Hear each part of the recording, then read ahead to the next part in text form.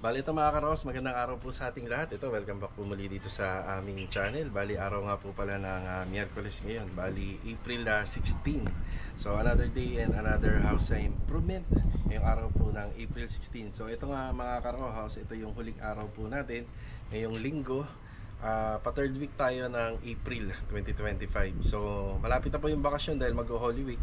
Wala na po tayong pasok bukas araw ng Huwebes, Biyernes, Sabado at saka Linggo. So balik na po natin ngayong araw po ng Linggo. Pero magbibigay pa rin tayo ng mga huling update dito sa mga ongoing project natin sa Lumina. Doon sa Riego de Dios, bali ang balik na rin po natin doon is Monday na kasi maaga po nagbakasyon si Kuya Ruel at saka si Kuya Chris. At mayroon na rin pong ilang mga tropa ngayon na uuwi sa kanilang mga probinsya.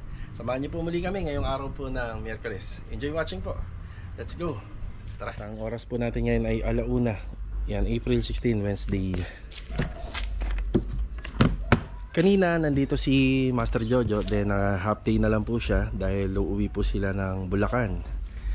So syempre yung iba humahabol po sa biyahe dahil alam naman natin pagka ganito hassle na. So update tayo, nandito tayo sa Phase 3. Magandang hapon nga po pala kila Ma'am Christine and Sir Craig. Kanina ipinakabit po natin yung retractable na sampayan na gawa sa stainless. Ayan. So dito na lang po daw ikabit, sabi ni client. So bali 3 layer lang po siya. Hindi na siya ganun kadami dahil kita naman natin yung space dito sa may corner area. Ayan. So magandang idea din dahil wala naman po sampayan yung ginawa po nating kisame rito dahil gawa to sa spandrel. Okay, may gumagawa rito. Nandito si Kuya Dindo. Ang ganda ng TV console natin. Kuya Dindo, magandang araw po. Ay, good afternoon. Yan, happy Holy Week na. Happy Holy Week, yun lahat. Ano ba trabaho na ginagawa natin dito, Kuya? Kahapon, naglinis kayo sa taas, no? Tanggalan dito po, tapos ito na ngayon. Ano ba to? Natin Isa-isa na. Isa-isahin na yun, no? May masilya na po yung mga risers. So risers yung tawag dito. Yan, bali itong risers natin gawa po to sa Hardiplex, makapal na Hardiplex na 1/2 or 9mm. Tapos yung pinaka footstep natin gawa naman po sa wood planks, mahogany. So may cover na po to ng dyaryo dahil meron na tong finishing touch ng ating varnish. So si Kuya Dindo muna ang bahala rito. So sa taas halos ilang percent na ba yung nasa taas, Kuya? Mga 90. 90 na. Kaso nga lang hindi pa na-assemble yung kama, no? Hindi pa, sir. So yung kama yan. Yung pong 100% eh. Tapos dito sa kornisa, iikutan to ni Kuya Dindo. Yan yung sa kornisa. Yung tungkol naman dito, halos ginagawa na po nila Master Batang yun dito. Nga lang, pinapa-finish ko na rin kay Kuya Dindo yung ilalim ng lababo para pagka nilagay po yung mga kulang pa rito, halos tapos na. Tsaka rito, yan by Monday, naka-schedule na rin po yung gagawin dito. Yan, pinapatapos at pinapalinis ko na rin po yan. Naka-schedule na rin po yan sa TNB. Yan, wala pa nga po pala yung lock system natin dito. Kaya medyo maalog pa po siya. Yan, ito muna yung update. Maliwanag naman dyan, Kuya, no? Patay tayo ng ilaw. Oo nga pala. Nakakalimutan ko dalhin. Dadaling ko sana. Sige, hindi babalik agad ako. Mag-update lang ako rito sa kabila. Okay. Yan, pinatay ko muna yung mga ilaw. Maliwanag naman doon sa area ni Kuya. Okay, dito tayo sa kabila.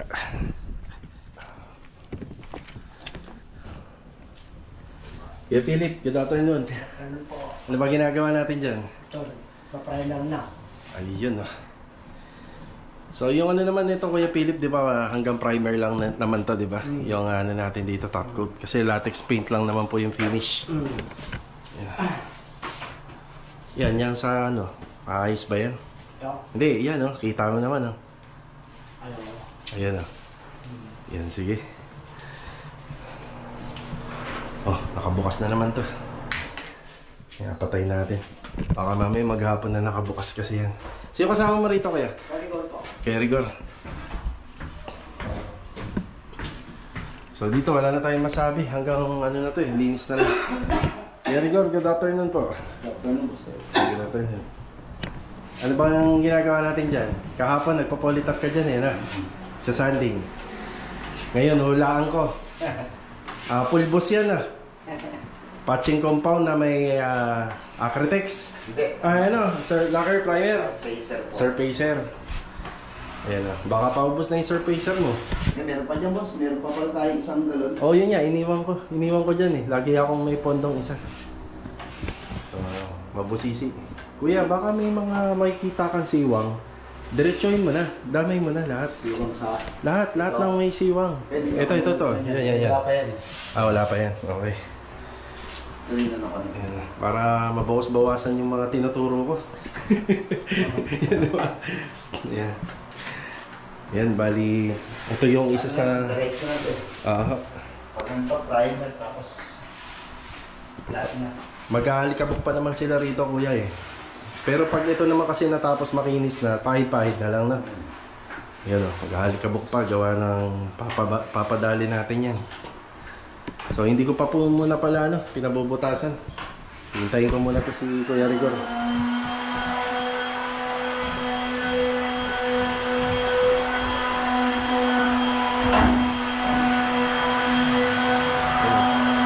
Log, good afternoon, Log.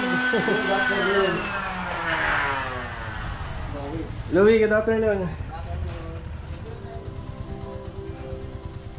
Bali dito kahapon, katapos na yung pagtatapping ng floor area rito sa may ibabaw ng TNB. Yan, bali papahirap po natin ng flexiban kay Bilog. Yan, dito. Yan, para naka waterproofing na po siya. Yan, tuloy-tuloy lang naman yung mga pintura dito. Yan yung cove ceiling natin, gumaganda na. Yan, pag natapos siyang pinaka cove ceiling, pati yung riser niyan. Yan, dito na tayo, nagpa-primer na tayo rito sa may mga pader. So yung gagamitin na pintura rito, tin shop gray pag natapos po yan. Yan, yung mga kahoy, okay na yan. So pwede na po natin umpisahin yung mga finishing installation. Yan, medyo marami-rami pa tayo nakikita rito na tatapusin nila.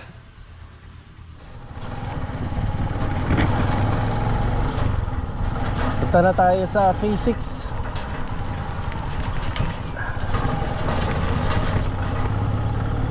Pre! Meron! Teka. Master Ryan. Papunta na tayo sana sa phase 6.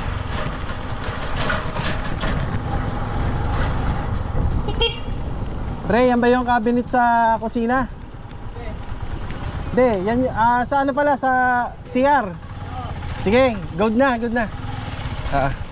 Ando si ano? Meron, nandun si Bilog. Makisuyo ka na lang. Kaya ba natin pwede umpisan to?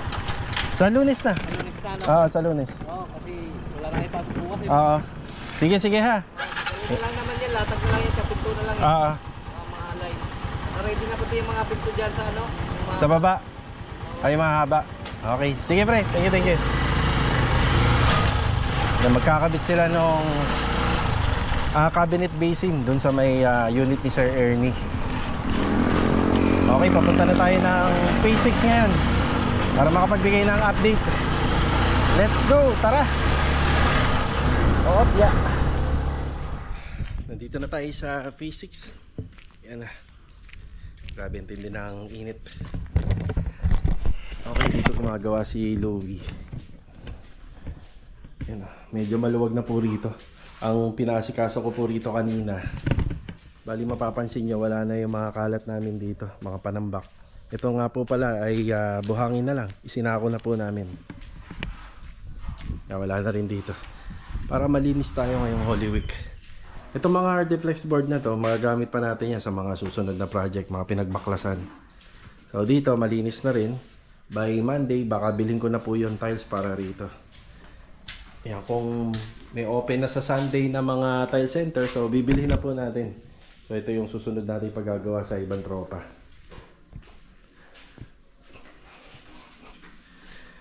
Nandito si Louie. Ayan o. Banyo King. Louie, saan tayo sa Holy Week? Bahay lang. Mukhang magtatrabaho to sila Louie. Oo, magtatrabaho to. Meron silang assignment sa bahay nila Ate Gladys, baka magtrabaho dun. Yun na.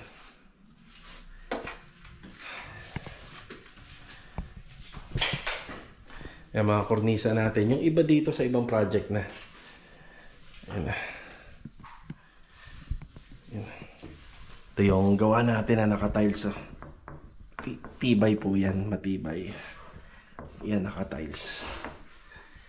O, para makinis na po siya.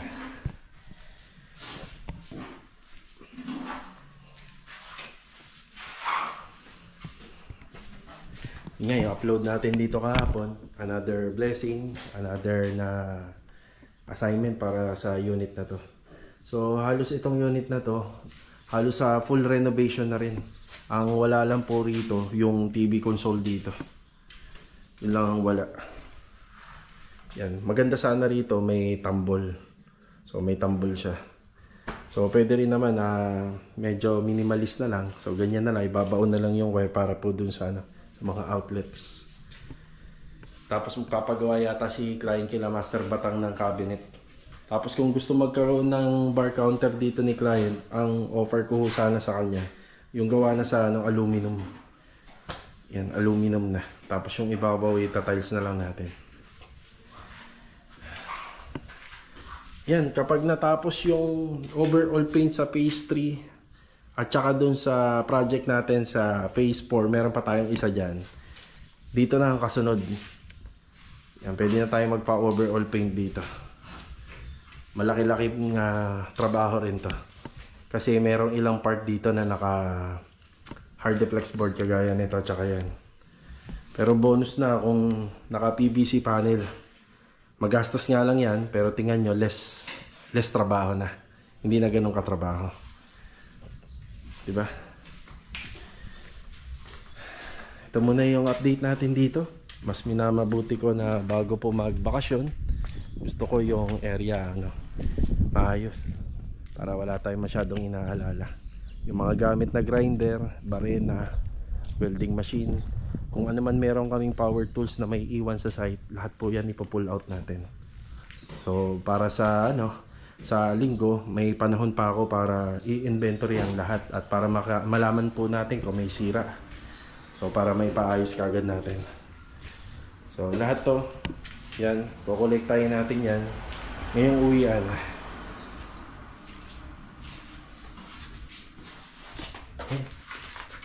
Laser. So plano ko po lahat sila magkaroon nito yung mga natin. Installer ng ceiling, tile setter, tsaka yung sa carpentry, tsaka yung sa nag-install ng tiles nga. Kamustahin naman natin yung mga project natin dito, yung dalawang magkatapat. Okay, dito naman tayo. Kuya Boy, magandang hapon. Magandang hapon. Rusty. Good afternoon. And Marvin, good afternoon. Eh, si Kuya Sandy. Good afternoon po kay Sandy. Good afternoon. Yan. Sino pa nandito? Kuya Doming, good afternoon po. Good afternoon. Kay Adonis, good afternoon. Sino pa kasama niya? Si Richard. Nasa kabila. Ayun, nag-flooring na nga pala sila rito. Okay. Check natin. So, ito yung pinaka-floor drainage natin. Downspout niya, ayun, bali pinaka floor drain. So, nakapagbuhos na rito. May abang ba yung septic tank? May abang yung septic tank. Water line. So, ayun, may floor drain din po dun. Nakapagsulignum kayo kanina? Ayun, nakapagsulignum. Tapos sa catch basin na yun, may abang din dun. So, may catch basin tayo dyan. Downspout. At saka yung sa, tingnan natin dun, yung sa kitchen. Yeah. Yeah, Richard, good afternoon. Good afternoon. Yeah, kay Richard. Yung sa... hindi, kailangan hindi, Blackout na. Oh, blackout na lang. Blackout na tayo dito. So, may panibago kasi kami linya ng tubig papasok dito sa TNB. Ayun na, mabubuhusan na tayo. Tapos, ayun, yung sa ano, tawag dito. Sa automatic washing machine yan, may water, may release din ng tubig. Ayun, may supply din ng tubig, tapos release ng water doon sa floor drain. Yan sa kitchen, ayan, may abang na rin. So, alis na tayo rito para mapuno na ng buhos. Yan na.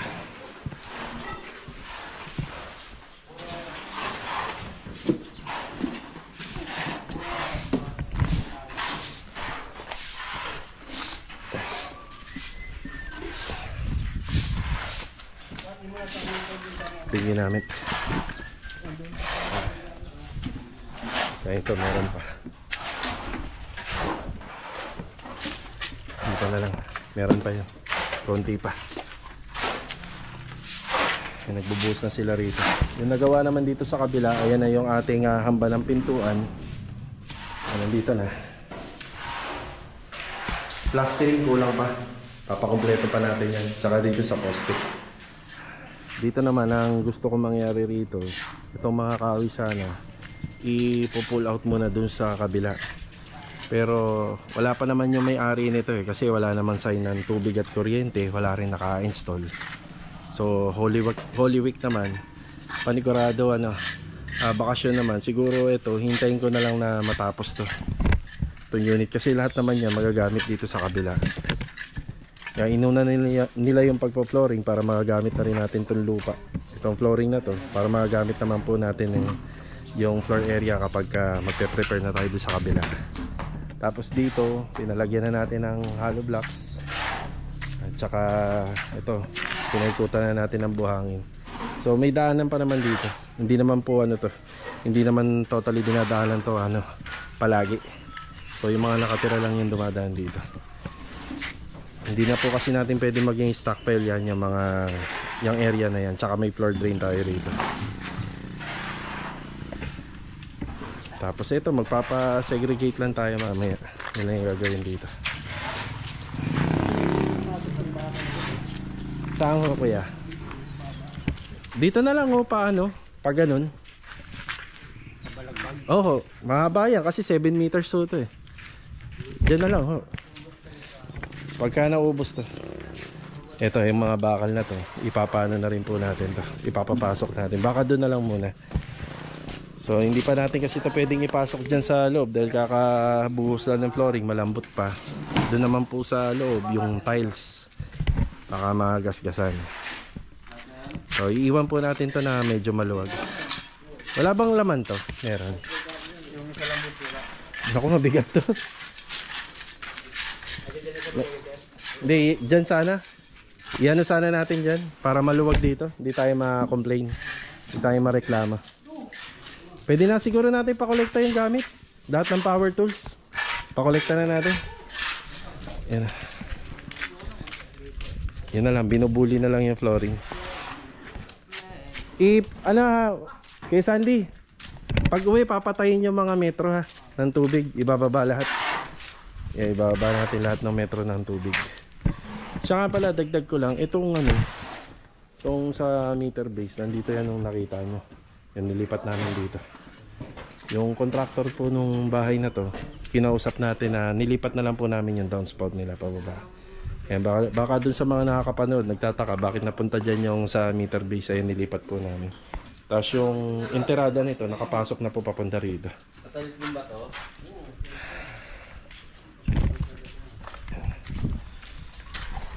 Yan na. Yan yung mga gamit natin.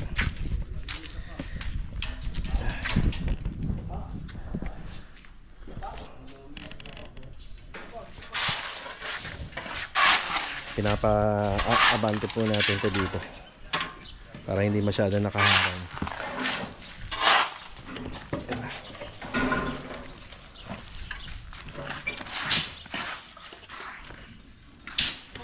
Yan, ililipat na po nila yung mga bakal. So para hindi na mahirap, dito na lang sa harapan. Dito na lang. Kaya pinabawasan natin yung buhangin.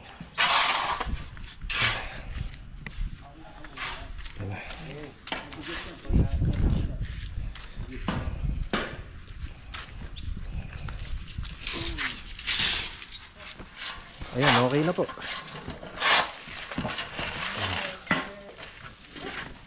Mga bakal nalipat na rito. Saan lapad?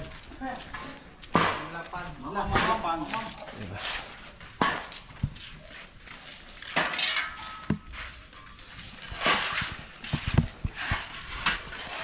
Ito mga karos, bago matapos yung vlog, meron tayong mga subscriber dito sa YouTube channel, may mga tanong sila. So ngayon lang natin to masasagot sa sobrang tagal na. So pero ang ginagawa ko, ini-screenshot ko naman kung kaya kong sagutin. Tapos ito, ngayon lang natin masasagot. Yan, shoutout kay Sir Michael Kilotex. Yan, kung tama. Bali yung project sa Riego, isasama na po natin siya sa pang-araw-araw na vlog. Ayan. Yan, shoutout din kay Boss Marlon Espinosa ng Bahrain. Yan, God bless. Tapos ito kay Jose Marie Victoria. Yan, God bless. So ito yung sa construction ban. Ito, yung tungkol sa construction ban, kapag mataas yung bakod according dun sa plano, so violation yun. Tapos color scheme ng unit na ginagawa, binago mo yung kulay or napakalayo talaga ng color combination na ginawa mo, so violation. Tapos yung paggamit din ng mga bawal na materyales kagaya ng bubong, so dito sa phase 6 ang ina-allow dito is polycarbonate roofing or PVC. So pag ginawa mong yero yung bubong niyan, bawal din. Pag sinagad mo yung pader dito sa gilid, so yun yung mga violation. So tungkol sa design, meron ka lang dapat na sinusunod na design, kasi yung tawag nila sa ganito, yung facade ng Athena or kahit na anong model dito sa Illumina, pag halos binago mo na yung itsura niya, hindi na siya magmumukhang Athena. So syempre, mapo-perfect talaga yung construction ban mo. So yung construction ban na yun ang gagamitin na budget para baguhin mo uli yung ginawa mo na una. So alam ko ganun po. So sana nakatulong. Tapos yung tanong niya pa, kadalasan ang ginagamit namin sa mga finishing ng wall sa loob at labas, yan Davis white, yung po yun, as in white lang. Tapos pero ano naman po yan, mga semi-gloss. So Davis white, tinge of gray, at saka yung, tapos meron pa kaming isang ginagamit. So nakalimutan ko ngayon, post ko na lang dito kung ano yung kulay nun. So kadalasan ganon, kasi depende po sa color combination na gusto ni client. Pero more on white lang para elegante, tsaka neutral lang. Tapos tanong naman ni Peach Mango kung ano yung ginagamit nating camera. So minsan iPhone Pro Max o kaya itong ginagamit natin na Hero 11 na GoPro camera. Ayan po. Bali ito mga karos, hanggang dito na lang po muna yung vlog natin ngayong araw po ng Miyerkules. So kita-kita na lang po tayo sa Monday sa mga renovation natin dito sa project sa Lumina. Meron din tayo sa Riego de Dios. So paano? Happy Holy Week po sa ating lahat. God bless. Ingat po tayong lahat. Ito paalam po muna. Yan. Tara. Bumalik tayo rito. Yan, ganyan kadami yung ating mga gamit. Nakinolekta na natin. So babalik na lang natin to sa Monday sa pagre-resume ng ating trabaho. Tara.